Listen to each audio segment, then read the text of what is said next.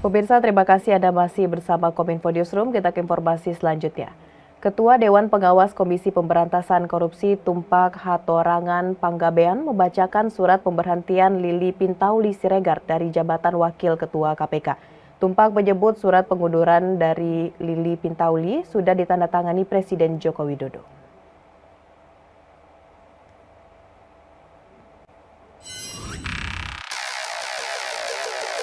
Dewan Pengawas Komisi Pemberantasan Korupsi memutuskan tidak melanjutkan sidang kasus dugaan pelanggaran kode etik oleh Wakil Ketua KPK, Lili Pintauli Siregar. Adapun sidang etik ini dilaksanakan terkait dengan dugaan Lili menerima gratifikasi akomodasi dan tiket menonton MotoGP di Mandalika, Nusa Tenggara Barat pada Maret 2022 dari PT Pertamina Indonesia. Tumpak Hatorangan Panggabean selaku Ketua Dewas KPK menyatakan terhitung dari tanggal 30 Juni 2022, Lili Pintauli Siregar resmi mengundurkan diri sebagai Wakil Ketua Komisi Pemberantasan Korupsi dan suratnya telah ditandatangani oleh Presiden Republik Indonesia Joko Widodo. Sebagaimana aturan yang berlaku untuk mengisi kekosongan, nantinya Presiden Republik Indonesia akan mengajukan 5 calon pimpinan KPK yang baru sebagai pengganti Lili Pintauli Siregar untuk diserahkan serta meminta persetujuan kepada DPR Republik Indonesia. Berdasarkan surat pengunduran diri dan keputusan Presiden yang telah memberhentikan yang bersangkutan, maka kami menyatakan gugur sidang etik dugaan pelanggaran kode etik dan kode perilaku terhadap yang bersangkutan, sehingga kami menghentikan penyelenggaraan sidang etik dimaksud.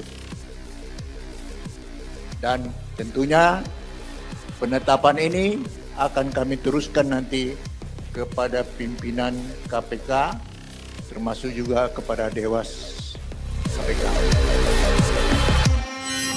Menteri Pariwisata dan Ekonomi Kreatif Sandiaga Salahuddin Uno resmi meluncurkan program Toward Climate Positive Tourism Toward Decarbonization and Ecotourism di Menjangan Taman Nasional Bali Barat.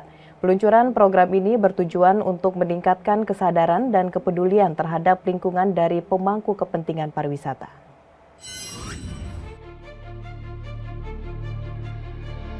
Kementerian Pariwisata dan Ekonomi Kreatif wujudkan pariwisata Indonesia yang berkualitas dan berkelanjutan dengan meluncurkan program Toward Climate Positive Tourism Toward Decarbonization and Ecotourism di pelataran Menjangan Taman Nasional Bali Barat. Hal tersebut dilakukan sesuai ketetapan Paris Agreement tahun 2015, di mana Indonesia harus berkontribusi aktif dalam penurunan emisi dunia pada tahun 2030. Menteri Pariwisata dan Ekonomi Kreatif Sandiaga Salahuddin Uno mengungkapkan, isu terkait perubahan iklim sangatlah penting melihat meningkatnya resiko bencana hidrometeorologi yang saat ini telah mencapai 80% dari total bencana yang terjadi di Indonesia. Kegiatan ini juga merupakan bentuk kerjasama dari berbagai pihak, yaitu Pelataran Indonesia, WiSeTaps, Jejak-in, dan Indekon. Tak hanya itu, lintas kementerian lembaga juga berperan penting terutama Kementerian Keuangan, Menko Marves, KLHK, KKP, Bappenas, Kemendagri, dan OJK. Menparekraf berharap dengan diadakannya peluncuran program ini mampu meningkatkan kesadaran dan kepedulian terhadap lingkungan dan pemangku kepentingan pariwisata khususnya di Indonesia. Peluncuran program Towards Climate Positive Tourism Through Decarbonization and Ecotourism ini bertujuan untuk meningkatkan awareness, kesadaran dulu deh, bahwa kalau kita bergerak, berjalan itu ada dampak kepada ekosistem. Oleh karena itu kita mesti melakukan sesuatu hal yang lebih dari sekedar hanya mungkin wacana, tapi lebih ke arah yang saya sebut sebagai collabor action. Jadi bukan kolaborasi saja, tapi collabor action. Dan saya merasa sudah saatnya kitalah yang mengambil peran sebagai pemangku kepentingan pariwisata untuk menetapkan Indonesia menuju net zero. Dan ini selalu kita arahkan melalui Glasgow Declarations on Climate Actions in Tourism yang sudah diinisiasi oleh UNWTO dan UNEP.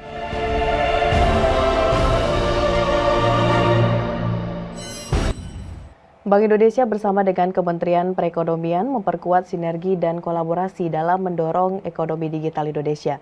Gubernur Bank Indonesia Peri Warjio mengatakan bahwa penguatan kolaborasi dan sinergi digitalisasi Indonesia mewujud dalam Festival Ekonomi Keuangan Digital Indonesia.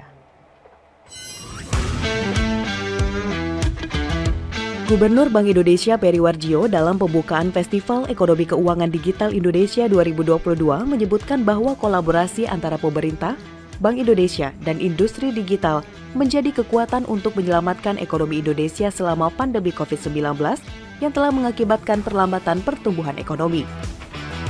Melalui gelaran Festival Ekonomi Keuangan Digital Indonesia 2022 diharapkan mampu mewujudkan sinergi dan inovasi antara sektor perekonomian dan digital sebagai akselerator pemulihan ekonomi nasional yang inklusif dan berkelanjutan. Menteri Koordinator Bidang Perekonomian Airlangga Hartarto yang juga hadir dalam event tersebut menyebutkan pada tahun 2021 pertumbuhan digital mencapai 401 triliun. Sementara potensi ekonomi digital Indonesia pada tahun 2022 diperkirakan bisa mencapai 2.050 triliun, serta pada tahun 2030 diproyeksi mampu mencapai 4.531 triliun. Dengan potensi tersebut, transformasi digital dinilai menjadi peluang besar untuk pertumbuhan perekonomian Indonesia. Transformasi berarti perubahan. Ini yang juga digariskan oleh Bapak Presiden bahwa pemerintah juga melakukan perubahan terhadap digitalisasi, baik itu di pemerintah, tentunya juga di swasta, dan yang ketiga tentu terkait dengan berbagai kegiatan. Kita ketahui pandemi berdampak pada laju pertumbuhan ekonomi.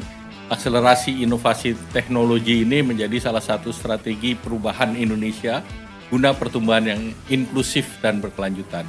Akselerasi digital membutuhkan sinergi dan inovasi kebijakan, termasuk kebijakan publik yang juga akan dibahas di dalam FEKTI ini, dan sinergi antara otoritas, industri, dan masyarakat. Ini terbukti menjaga stabilitas selama pandemi dan mendorong pemulihan perekonomian nasional.